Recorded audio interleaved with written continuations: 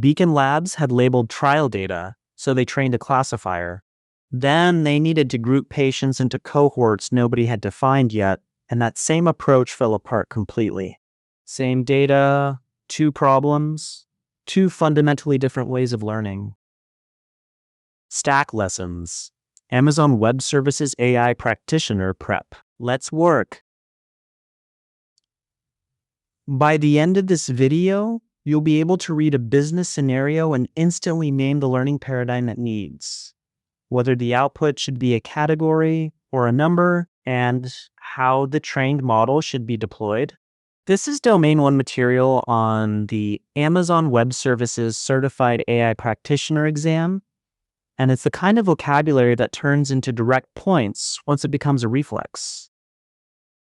In the last episode, we drew 4 circles nested inside each other: artificial intelligence on the outside, then machine learning, then deep learning, then generative AI.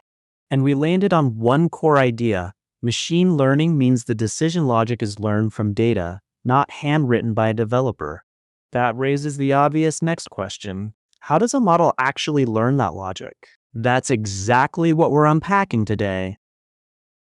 Let's pin down 5 terms you'll hear throughout this video. Labeled data means every training example already carries its correct answer. Classification is a task where the output is a category, like adverse event yes or no. Regression is a task where the output is a continuous number.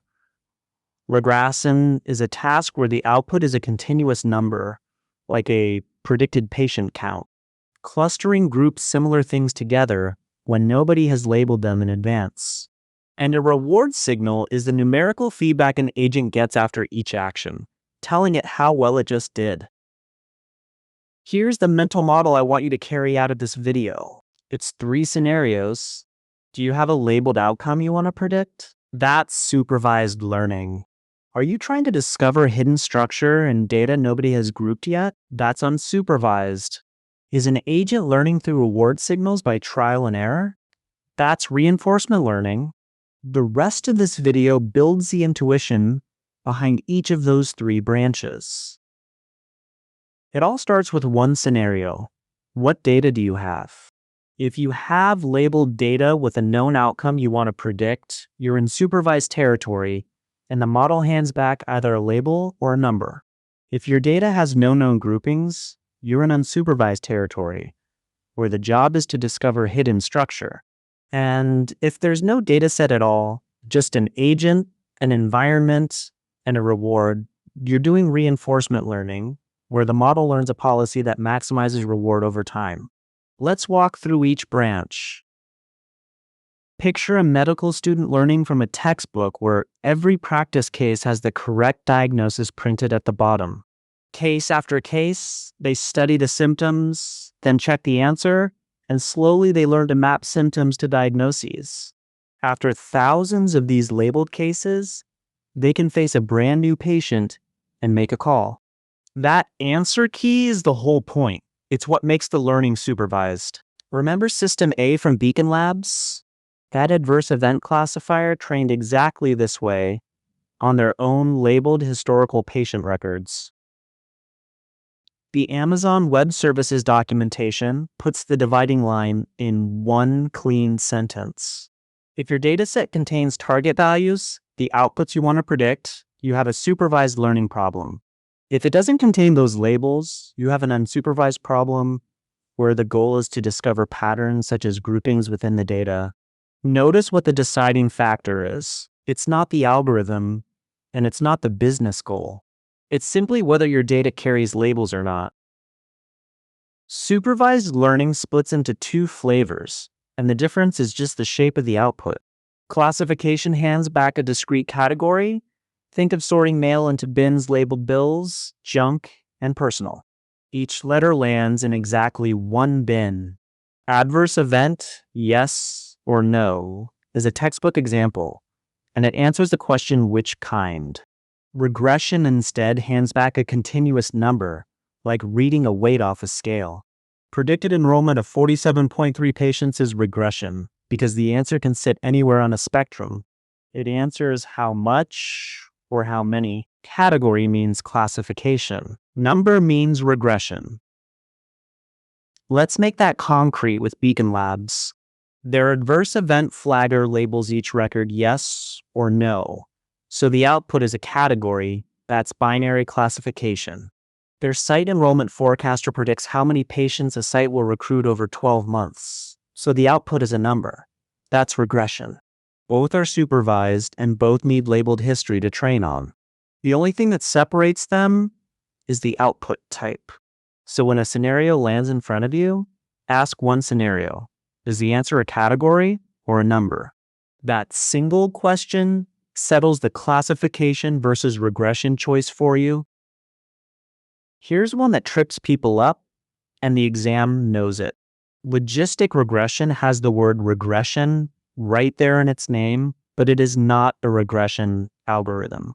It outputs a class probability, the chance that something belongs to a category, which makes it a classification algorithm.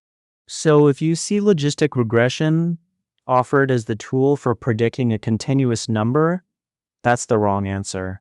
Judge the algorithm by its output, not its name. So far, we've nailed down one branch. Supervised learning needs labeled data and a known outcome to predict. And inside it, classification gives you a category, while regression gives you a number. But every one of those examples depended on having labels. So here's the interesting question. What do you do when nobody has labeled anything at all? Imagine someone hands you 1,000 patient folders and asks you to organize them into natural groups. But there's no list of categories, no answer key, nothing telling you what the group should be. So you start reading. You notice some folders share similar age ranges, similar diagnoses, similar treatment patterns, and you begin forming piles. Nobody told you those piles existed. You discovered the structure yourself. That's unsupervised learning. The goal shifts from predicting a known answer to discovering structure that was hiding in the data all along. The main unsupervised technique is clustering, and the rule it follows is simple. Keep members of the same group as similar as possible, and different groups as far apart as possible. Say Beacon Labs runs k-means, the built-in clustering algorithm on SageMaker, over 10,000 unlabeled patients. It might surface 3 natural cohorts. One cluster is older patients with minimal interventions. Another is middle-aged surgical candidates. A third is younger patients with complex comorbidities. Nobody predefined those cohorts. The algorithm found them, and now they can inform targeted trial design. Here's a subtlety that catches people off guard. It's tempting to think unsupervised learning is easier because you skip all the tedious labeling, but it's actually harder to judge. With no ground truth labels, there's nothing to check your answer against, so you can't calculate accuracy the way you can with a supervised model. The clusters are discovered, not graded. That's a real trade-off, and it's exactly why supervised learning stays the workhorse whenever you actually have labels. The third paradigm is reinforcement learning, and the cleanest way to picture it is training a dog. You don't hand the dog an instruction manual. There's no labeled data set here. Instead, the dog does something, you say good dog or you say no, and over many trials it figures out which behaviors earn treats. Map that onto the vocabulary. The dog is the agent, the room is the environment, and the treat is a reward signal. Amazon Web Services Deep Racer, that little autonomous race car, learns a racing line the exact same way, thousands of simulated laps, positive rewards for staying on track, and no labeled driving data anywhere. Here's the loop that defines reinforcement learning. The agent looks at the current state and takes an action in the environment. The environment responds by returning a reward, positive or negative, along with a new state. The agent uses that reward to update its behavior, then acts again. Round and round it goes, thousands of times, until the agent settles on a policy that maximizes its long-term reward. No labeled examples anywhere, just this constant loop of act, get feedback, adjust.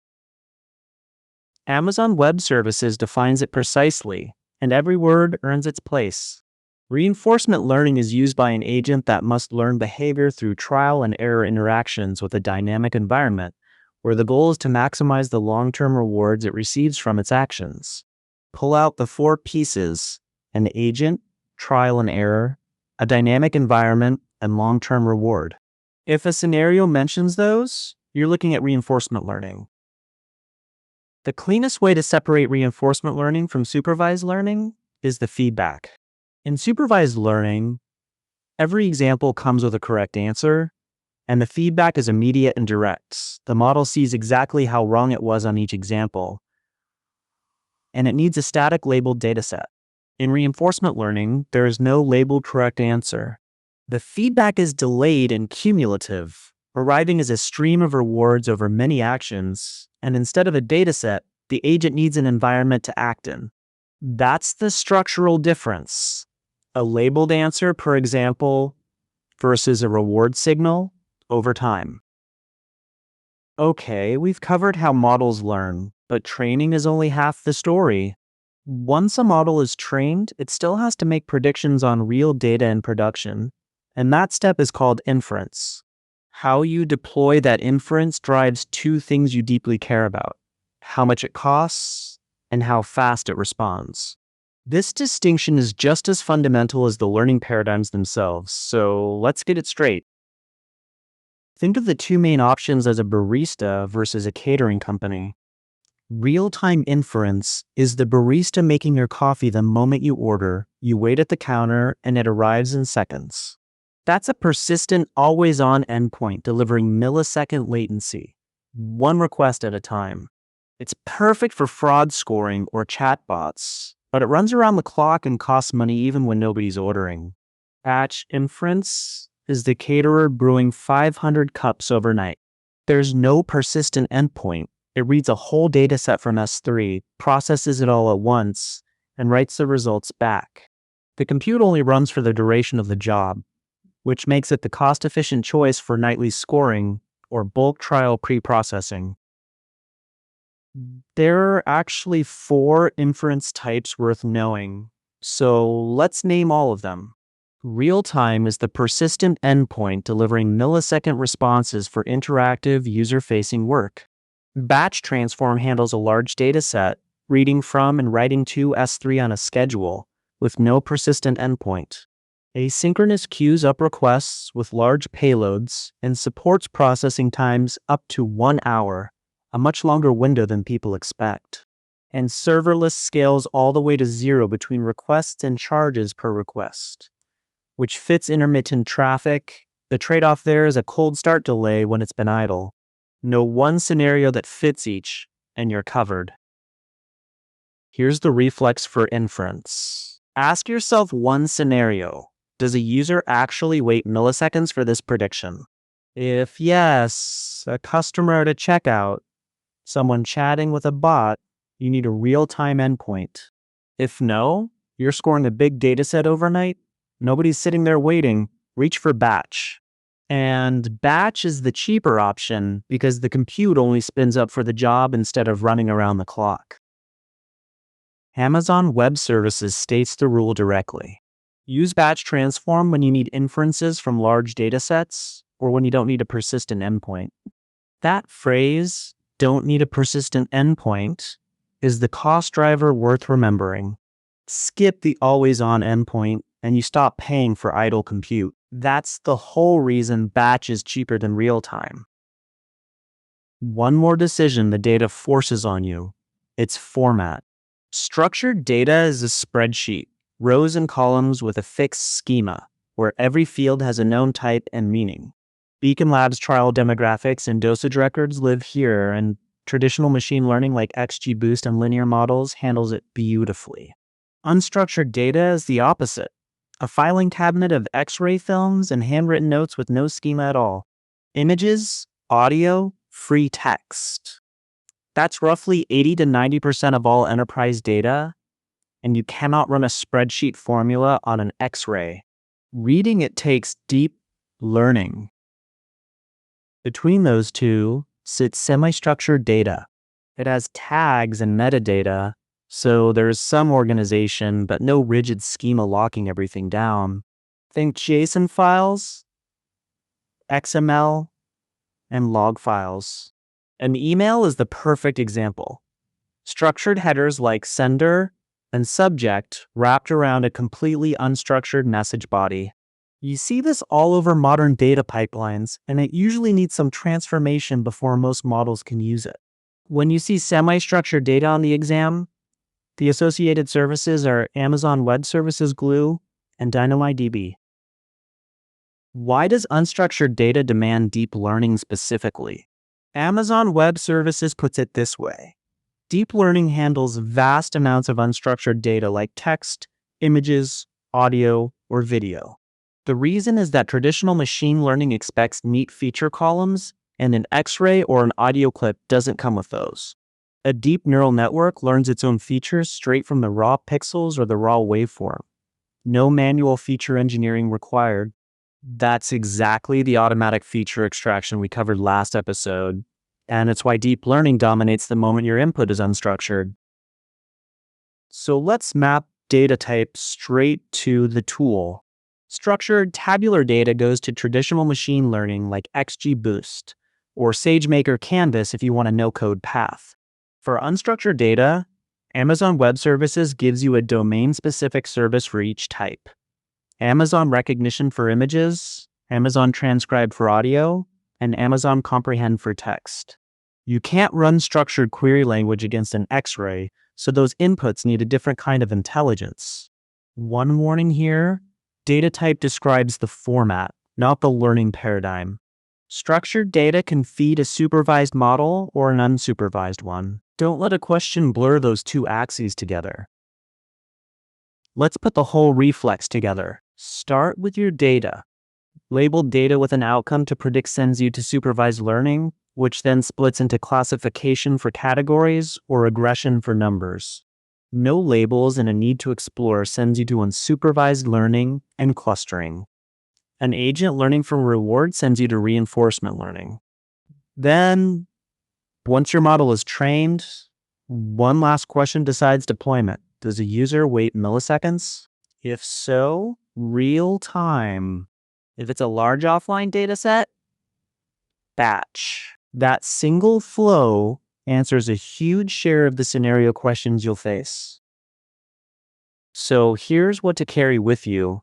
The learning paradigm follows the data. A labeled outcome means supervised, hidden structure means unsupervised, a reward loop means reinforcement.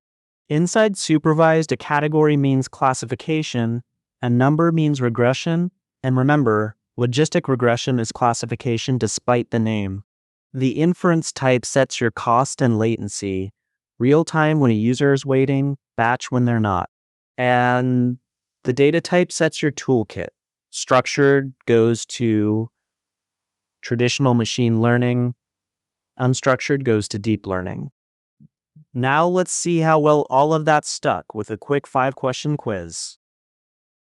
All right, time to put your knowledge to the test. Question 1. Beacon Labs has 50,000 clinical trial records, each labeled adverse event yes or adverse event no. They want a model that flags future patients at risk. Which learning paradigm and task type is this? Is it A, supervised learning with binary classification? B, unsupervised learning with clustering? C, supervised learning with regression?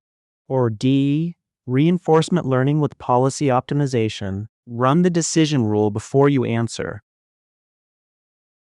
The right call here is A. The records are labeled with a known outcome, so this is supervised learning. And because the output is one of two categories, yes or no, it's binary classification. Regression would be wrong since the output isn't a continuous number. Question 2. Beacon Labs has patient data with no predefined groupings, and they want to discover natural cohort segments. Which paradigm fits, and why would supervised learning not work here? A, reinforcement learning, because there's a reward function for each cohort. B, unsupervised learning, because there are no ground truth labels for supervised learning to learn from. C. Supervised classification, because cohorts are always discrete categories. Or D. Supervised regression, because cohort size is a continuous value. Think about which constraint matters most here. This one is B. There are no predefined labels, so a supervised model has nothing to train against, no target output to learn. Unsupervised clustering is what discovers those natural groupings on its own, without any answer key. Question 3. A fraud detection system must score each credit card transaction and return a result before the payment terminal times out under 200 milliseconds. Which inference type should be used? And why is batch transform unsuitable? A. Batch transform because it processes transactions most cheaply. B. Asynchronous inference because the caller can poll for the result. C. Serverless inference because traffic is always low overnight.